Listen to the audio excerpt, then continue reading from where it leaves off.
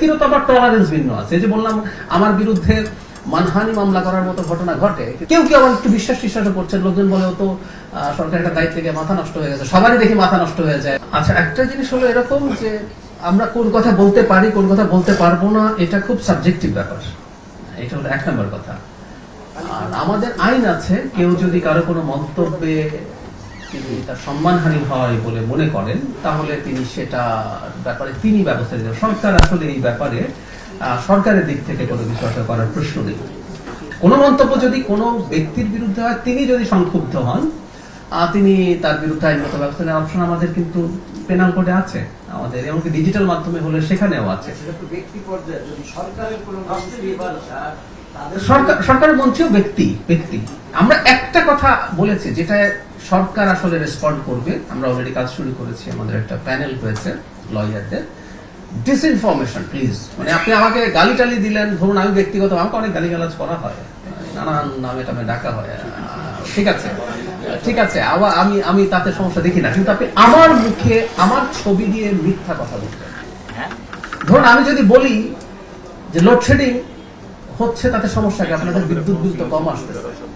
বেশ কয়েক সপ্তাহ আগে এরকম একটা ফটো কার্ড, কোনো কারো নাম না দিয়ে আমার একটা ছবি দিয়ে দিয়েছে। It's a disinformation. আমি বলেছি আমাদের এই বছরের লক্ষ্যমাত্রার অর্ধেক খাল খনন করা হয়েছে, ফটো কার্ড হয়েছে, সারা দেশের অর্ধেক খাল খনন করে ফেলা হয়েছে।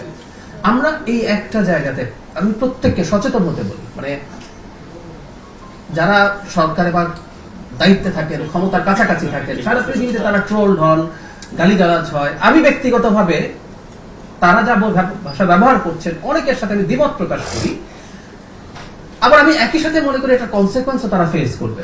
আমি মনে করি এটা শর্ট টার্মে হয়তো তারা কিছু মানুষের এক ধরনের গেম দেখছেন, কিন্তু দিনের শেষে তারা রিজেক্টেড হবেন পলিটিক্সে, এটা আমি মনে করি।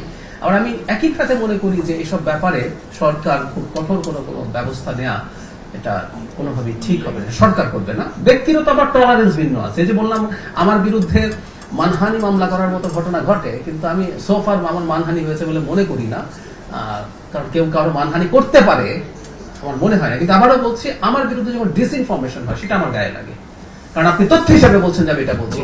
এম আই দ্যাট স্টুপিড যে আমি বলছি বিদ্যুৎ কম ব্যবহার করলে আপনার বিদ্যুৎ খরচ কম হবে, বিদ্যুতের সংকটে থাকা মানুষকে আমি এই কথা বলছি? এটা তখন কেউ কেউ আবার একটু বিশ্বাস করছেন, লোকজন বলে তো সরকার একটা দায়িত্ব থেকে মাথা নষ্ট হয়ে গেছে, সবারই দেখি মাথা নষ্ট হয়ে যায়, ওনার ব্যাপারে ভাবছিল উনি ভালো, এইসব কথাবার্তা বলছি কেউ কেউ।